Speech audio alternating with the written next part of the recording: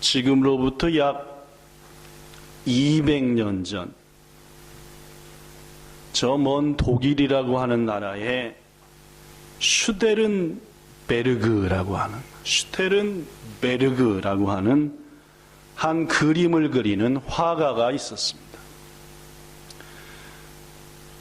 그림을 그리다 보니까 이 사람 역시도 나도 유명한 화가가 되고 싶다, 유명한 그림 그리는 사람이 되고 싶다라는 꿈을 가지게 되었죠.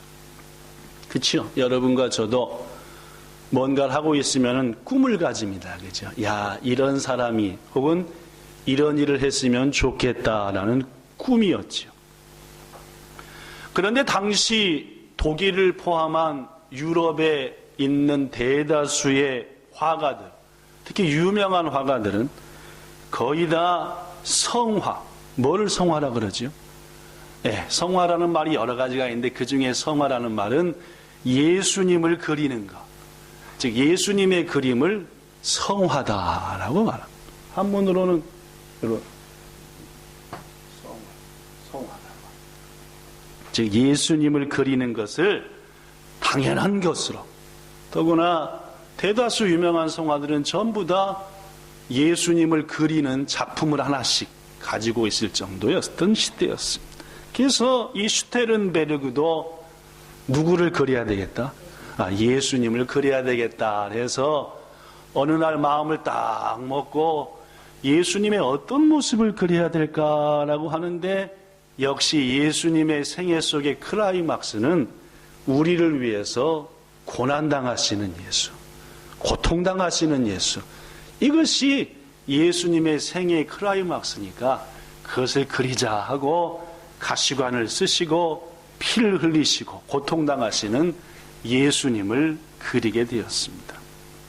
그런데 예수님을 그리겠다는 목적 자체가 내가 유명한 화가가 되고 싶다라는 목적 때문에 그리다 보니까 좀처럼 마음에 영감이 안 떠올라요. 예수님이 어떤 모습이었을까, 어떤 표정이었을까, 어떤 가시관을 쓰셨을까라는 게 잘 안 떠오르는 것.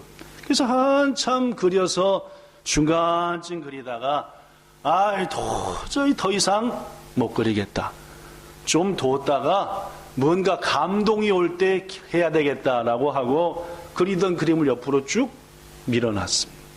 그림을 한참 그렸으니까 바깥에 나가서 좀 바람도 좀 쐬고 머리 좀 식혀야 되겠다 하고 나갔는데, 바로 그때 슈테른베르그는 거리에서 아름다운 집시 소녀를 만나게 됩니다. 한 소녀를 만나게 되죠.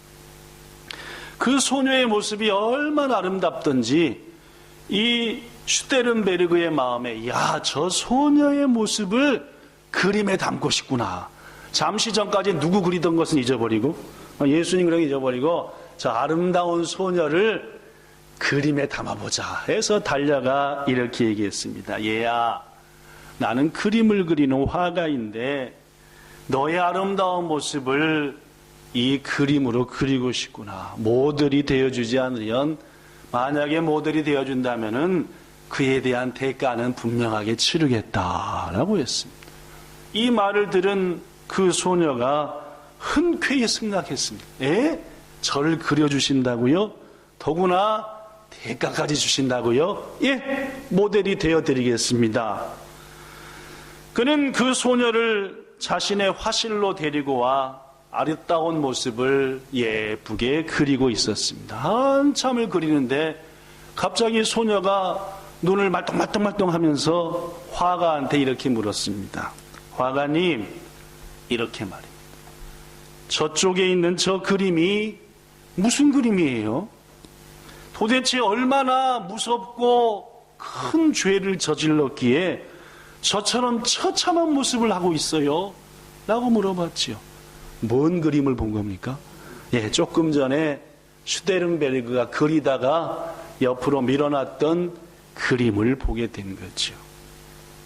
소녀의 말에 작업을 하다 말고 깜짝 놀란 슈테른베르그는 이렇게 말합니다. 여기 써진 대로, 아니야, 저분은 무서운 죄를 범하신 분이 아니야. 하나님의 아들이신데 이 세상 많은 사람의 죄를 대신 지시고 십자가에 달려 죽으신 분이야 라고 자기가 알고 있는 예수님에 대해서 얘기를 했죠. 그랬더니 이 소녀가 다시 화가에게 물었습니다. 뭐라고 물었을까요? 이렇게 물었대요. 시작. 그렇다면 화가님, 저분은 저와 화가님의 죄도 지시고 죽으셨나요? 라고 물어봐요. 세상 많은 사람의 죄를 지고 죽으신 분이라고 하니까 이 소녀가 말하기를 그러면 화가님의 죄도 지시고 저도 곰곰이 생각해보니까 이런저런 나쁜 일 한 것 같은데 저의 죄도 지시고 죽으신 건가요? 라고 물었습니다. 이 소녀의 질문에 슈테른베르그는 아무런 대답도 할 수 없었다라고 고백합니다. 더구나 가슴이 답답해지고 숨이 탁탁 막힐 지경이 되었다라고 고백하죠. 왜 그랬을까요? 슈테른베르그는 어려서부터 교회에 나가 예배드리긴 했지만 단 한 번도 예수께서 자신을 위해서 죽으셨다라는 것을 생각해 본 적이 없었기 때문이었습니다. 예배도 드리고 성탄절 때 찬양도 하고 그림도 그리고 수많은 걸 했지만은 단 한 번도 저 예수님이 나를 위해서 죽으셨나? 라는 사실을 궁금해해 본 적도 없고 물어본 적도 없고 그저 습관적으로 다녀야 되니까 이런 마음이었다는 말이에요. 그렇습니다.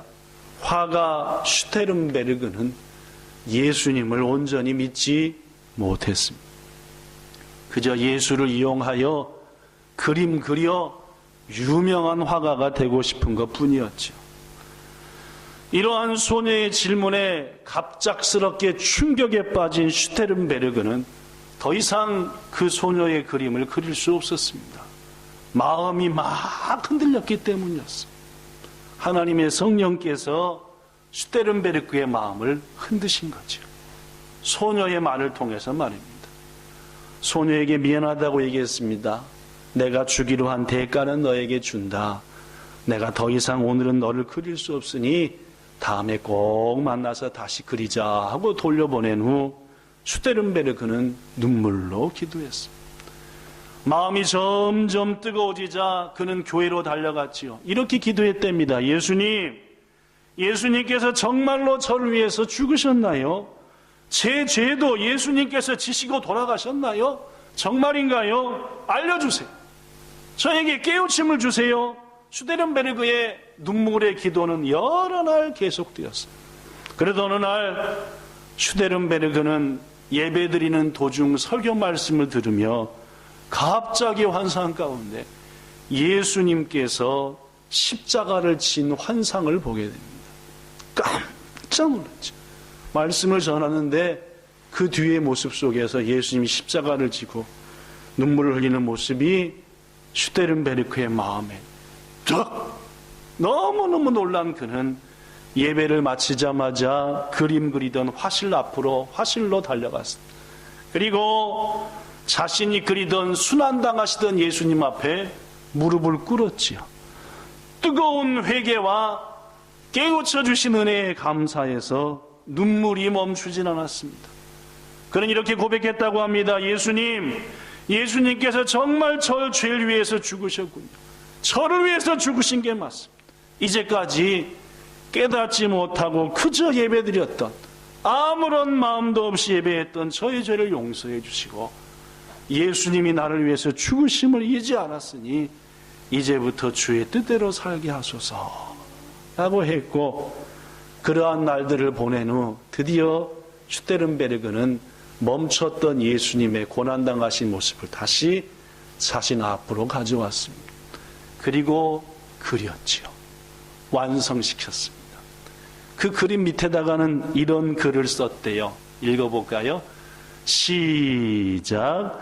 내 너를 위하여 나의 몸을 주었건만 너 나를 위하여 무엇하느냐 라고 하는 말을 라틴어로 쭉 썼습니다.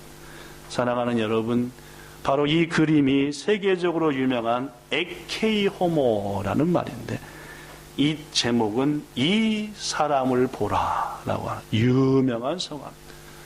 많은 그림 그리는 사람들이 에케이 호모라는 제목으로 그림을 그렸는데 이 슈테른베르크의 그림은 특히 더 유명한 그림이 됐어요. 여러분, 예수님께서 왜 그토록 심한 모욕을 당하셔야 했습니까?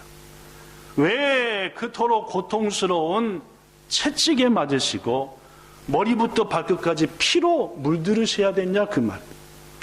왜 그토록 날카로운 창에 예수님의 허리와 옆구리가 사정없이 찔려야 했느냐. 아무 죄도 없으신 그분께서 고통의 십자가에 달려서 물 한 방울 피 한 방울까지 다 쏟도록 고통하셔야 되느냐. 그 이유에 대해서 우리는 분명히 압니다. 오늘 본문에서도 말하지요. 그가 찔림은 5절 우리의 허물 때문이요. 그가 상함은 우리의 죄악 때문이라. 그가 징계를 받음으로 우리가 평화를 누렸고 그가 채찍에 맞았기 때문에 우리가 나음을 받았도다 라고 말씀합니다. 그렇습니다, 여러분. 예수님의 모든 고난과 수욕과 고통은 바로 다른 사람이 아니라 여기 앉아있는 여러분과 저를 위한 것이라는 사실을 슈테른베르크는 비로소 깨달아 고백했고 그의 삶이 놀라운 결실로 하나님 앞에 드려지는 모습이 되었다는 말입니다. 오늘 우리는 나를 위해 찔리시고 고통당하신 예수님, 그분을 기억하며 그분의 살과 피를 기념하는 떡과 잔을 마시며 성찬식을 행합니다. 부디 오늘 성찬을 맞이하는 여러분과 저의 마음이 나를 위해서 죽으신 예수 그리스도를 깊이 생각하며 슈테른베르크가 체험했던 회복의 은혜가 온전한 주님과의 나와의 관계가 회복되는 귀한 시간 되기를 예수님 이름으로 축복합니다. 한편 이 슈테른베르크가 그린 에케이 호모라고 하는 이 사람을 보라는 그림은 후에 많은 사람들에게 하나님의 은혜를 깨닫게 하는 통로가 되었죠. 그 중에 두 가지만 소개합니다. 첫째, 따라해 볼까요? 프란시스 헤버갈. 시작. 프란시스 헤버갈 여인입니다. 이 프란시스 헤버갈이라는 사람은 영국 출신의 사람인데, 영국인인데 22살 때에는 몇 년째 독일 유학 중이었습니다. 영국과 독일은 뭐 한국과 일본 정도 거리쯤 될까요? 그죠? 그 정도 거리 되는 것 같습니다. 그러던 어느 날 22살 때 헤버갈은 지쳤습니다. 유학생활과 여러 가지 맞지 않는 삶을 통해서 몸도 지쳤고 마음도 지쳤죠. 그럴 때 있잖아요. 이게 우리도 만사가 힘들 때 있습니다. 더구나 외국 생활하니까 힘들었습니다.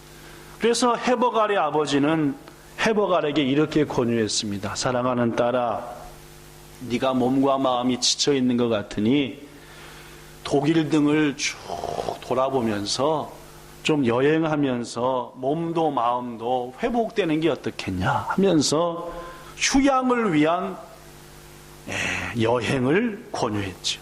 이에 헤버갈은 독일의 뒤셀도르프라고 하는, 아마 우리 교회에서 신앙생활 열심히 했던 그 호영권차라고 은양집사가 지금 있는 데가 아마 뒤셀도르프라고 들은 것 같은데, 이 뒤셀도르프라고 하는 친구의 집을 방문하게 됐습니다.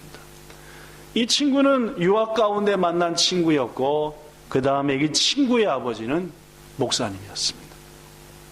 친구의 집에 방문해서 거실에 앉아서 있는데 순간 이 프란시스 헤버갈의 눈에 한 그림이 들어왔습니다. 그 그림의 제목은 이렇게 써졌습니다. 에케이 호모라고 말해요. 뭔 뜻이었죠? 이 사람을 보라. 이 사람은 누군가요? 예수 그리스도입니다. 물론. 그리고 그 밑엔 이런 글이 써졌습니다. 내 너를 위하여 나의 몸을 주었건만 너 나를 위하여 무엇하느냐. 누가 그린 그림이었죠? 아까 여러분에게 소개했던 슈테른베르그가 그린 그 그림이 어떤 통로를 통해서 그 집의 거실에 있었던 것이었습니다. 프랜시스 헤버갈은 말할 수 없는 마음의 감동으로 잠깐만요, 제가 뭘 좀 적고 싶습니다 해가지고 메모지를 가지고 한 글을 막 쓰기 시작했어요. 자기도 모르게 막 썼어. 이제 휴양을 위한 여행이 끝나고 헤버갈은 자기 집으로 돌아왔지요. 며칠 후 벽난로 앞에 앉아서 자신이 친구의 집에서 썼던 그 시가 생각이 나서 꺼내보았습니다. 읽어보니까 뭔가 감동이 있긴 한데 뭔가 좀 부족한 것 같고 좀 서툰 것 같고 이래서 해가지고 접어가지고 벽난로 앞에 그것을 보다가 타오르고 있는 벽난로 속으로 딱 던져버렸습니다. 어떤 일이 일어났을까요? 순간 물론입니다. 갑자기 굴뚝 쪽부터 바람이 훅 불어오더니 던졌던 종이를 바깥으로 훅 내뿜어내는 것이 아니었어요. 종이의 끝이 그슬리긴 했지만은 그가 기록한 시는 그대로 남아있었어요. 하나님께서 하신 일이었죠.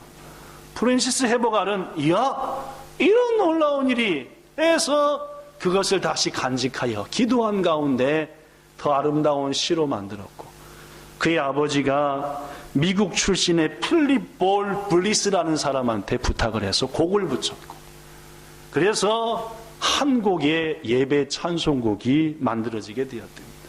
그 곡이 어떤 곡인지 아시겠죠? 물론입니다. 찬송가 311장, 바로 이 곡입니다. 내 너를 위하여 몸버려 피 흘려. 다 같이 할까요? 내 죄를 속하여 살 길을 주었다.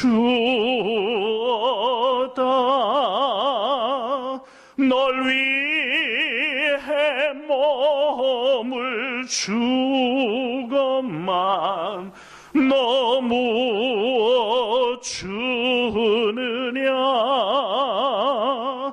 너 위해 몸을 주건만 널 무어 주느냐.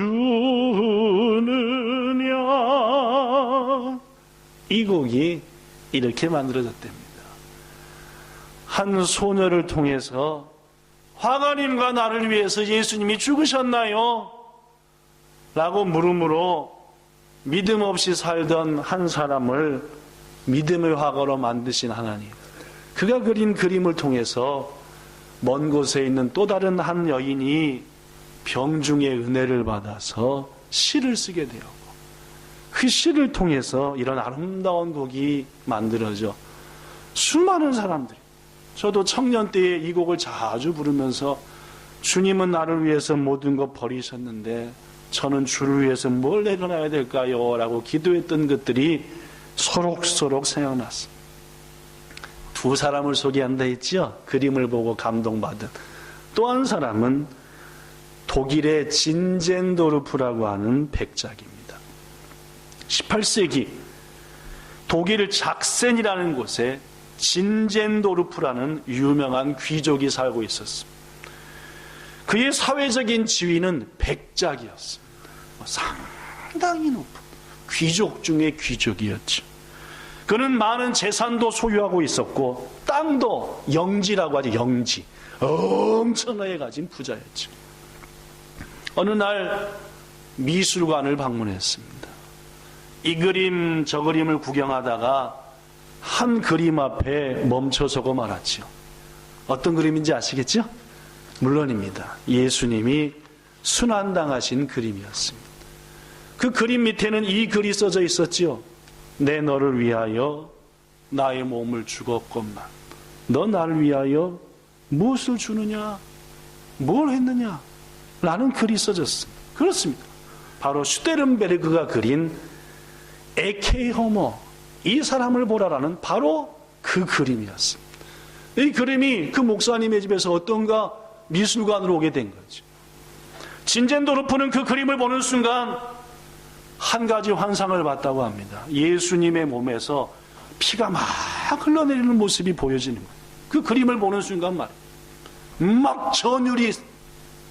제가 언젠가 여러분에게 한번 소개했습니다. 여수에 가면은 애향원이라는 데가 있어요. 그죠?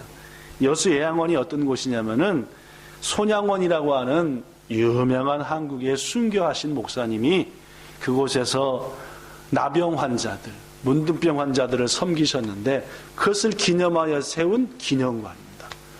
근데 몇 년 전에 갔을 때는 좀 바뀌었는데 맨 처음에 갔을 때는 그 애양원 문을 딱 열자마자 그림이 쫙 전시되어 있는데 정면에 딱 이런 그림이죠. 예수님이 나를 향해서 손가락 딱 하는 그림. 얼마나 그 그림 앞에서 눈물을 흘렸는지 모릅니다. 네 모습을 보라 그 말입니다. 널 위해서 모든 걸 내려놨는데 네가 얼마나 이기적인지, 네밖에 모르는지, 나를 이용하고 날 밟고 날 이용해서 네 원하는 것만 얻으려고 하지, 넌 과연 나를 위해, 나의 몸된 교회를 위해서 뭘 내려놨냐라는 거예요. 충격적이었죠. 진젠도르프는 제가 경험했던 충격보다 몇 배의 충격을 받은 것 같습니다. 그는 백작이었습니다. 엄청난 재산도 가지고 있었고 땅도 많았습니다. 그러나 이제까지 인생을 보니까 자기만 위해 살았어요. 매일 파티하고 즐기고 주님 위해 한 것도 없어요. 그는 무릎을 꿇었답니다. 그 그림 앞에서, 슈테른베르크의 에케이 호모 앞에서 예수님은 저의 죄 때문에 피 흘리고 죽으셨는데 저는 예수님을 위해서 한 것이 아무것도 없고 제 죄를 용서해 주세요. 받을 줄만 알았지 주님을 위해서 내려놓고 섬긴 것은 없었습니다. 이때부터 진젠도르프의 삶은 완전히 바뀌게 되죠. 자기만을 위해 살았던 그는 예수님과 이웃을 위해 살기 시작했습니다. 많은 재산을 주님을 위해 내려놨죠. 땅들도 주를 위해 드렸습니다.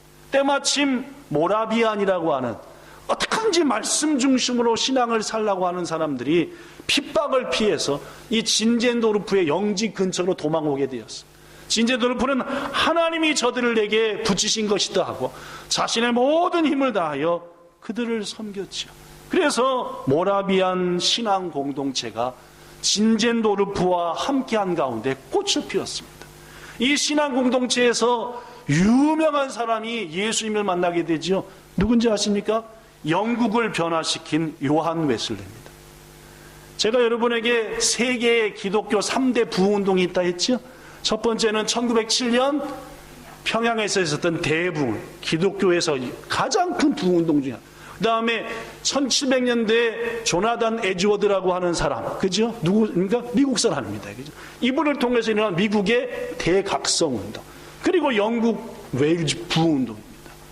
이 3대 부흥 중에서 가장 큰 부흥운동이었다고 불려지는 영국의 대부흥운동을 누가 만들었느냐?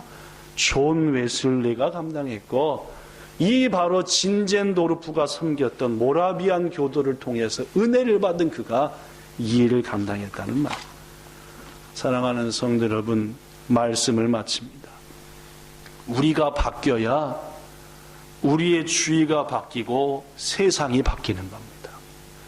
주님은 우리를 위해서 모든 것 내려놓으셨는데 우리는 난 가진 게 없거들랑요, 난 할 수 있는 게 없거들랑요 하면서 실은 주를 위해서 할 수 있는 것이 너무나 많은데, 할 수 있는 것이 너무나 많은데도 불구하고 난 그럴 능력도 없거든요 하면서 주님을 이용해서 내 원하는 것만 얻으려 하는 인생, 그 인생을 주님은 변화시키길 원하십니다. 그래서 슈테른베르크에 찾아가셔서 한 소년을 통해서 저분이 하나님과 저를 위해서 죽으셨나요? 라고 묻게 하시는 것. 이 시간 저는 여러분들에게 소녀의 마음으로 묻습니다. 예수님께서 여러분을 위해서 죽으신 거 확실하십니까? 인정하시냐 그 말. 죽으신 것을 믿으신다고 한다면은 여러분은 주를 위해서 뭘 하셨습니까? 슈테른베르크가 얼마나 통곡했겠습니까? 진젠도르프가 주님은 나를 위해서 죽으셨는데 나는 주를 위해서 아무것도 한 게 없음요. 오늘 우리는 성찬식을 행합니다. 여러분, 성찬식이 뭔지 아시죠? 나를 위해서 죽으신 예수님의 피와 살을 기억하며 우리 또한 십자가를 지겠다라고 다짐하는 게 성찬입니다.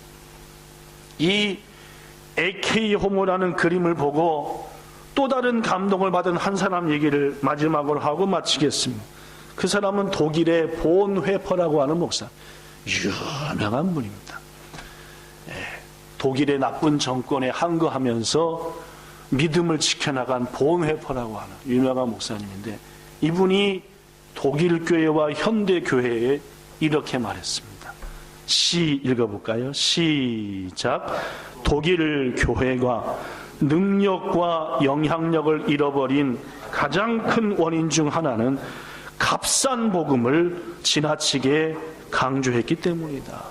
무슨 말인지 아십니까?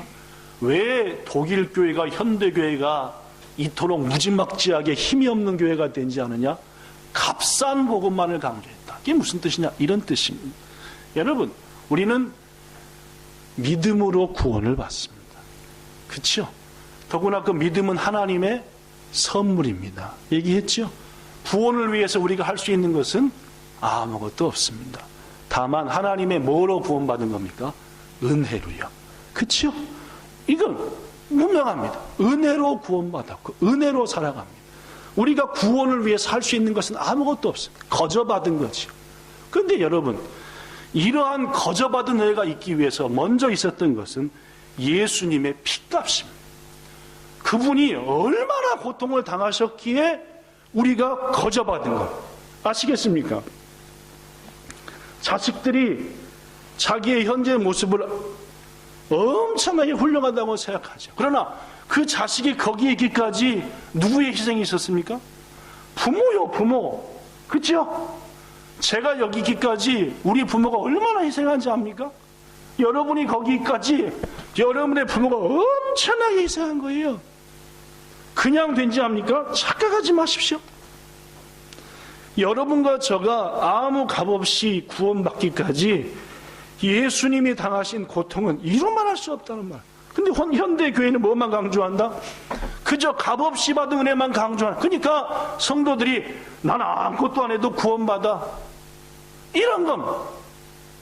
여러분, 값없이 구원받은 우리가 예수님의 고난과 그의 당하신 그 놀라운 은혜를 감사해서 우리도 예수님처럼 십자가를 져야 된다, 희생해야 된다는 것을 더 교회는 말해야 한다는 거예요. 그러나 본회퍼의 눈에 볼 때 오늘날 교회는 은혜, 사랑, 섬김만 얘기하지 십자가 희생을 얘기 안 한다는 거예요. 저는 이 본회퍼의 말에 무척이나 찔림을 받습니다. 물론 우리 교회에 필요한 거 섬김 맞습니다. 사랑 맞지요. 그러나 더 필요한 게 뭔지 압니까? 여러분이나 저나 십자가 지신 예수님 앞에 내가 뭘 하고 있는가를 돌아봐야 되는 겁니다. 헌신이 있어야 되고 자기 십자가를 지고 예수를 따라야 되는데 십자가를 한 개도 안 지려고 그러고 날 섬겨주세요, 날 이해해주세요, 나의 입장을 좀 알아주세요 라고만 얘기한다는 말. 여러분, 수많은 교회와 십자가 그 배후에는 반드시 희생과 헌신이 있는 겁니다. 희생과 헌신이 없이 결코 교회는 십자가는 세워줄 수 없는 겁니다. 여러분들은 얼만큼 희생하고 헌신하고 계십니까? 부디 오늘 성찬을 맞이하는 여러분과 저가 진젠도르프처럼 그 다음에 찬양을 만든 해버갈처럼 그리고 그림을 그린 한 화가처럼 온전히 주님 앞에 십자가를 바라보면서 난 너를 위해서 피 흘려 모든 것 주었건만 넌 지금 나를 위해 나의 몸된 교회를 위해서 뭘 하느냐라고 하는 음성을 들으시고 결단하여 주님 앞에 십자가 지고 나가는 은혜가 여러분과 저에게 꼭 있기를 예수님 이름으로 축복합니다. 기도하겠습니다. 좋으신 하나님,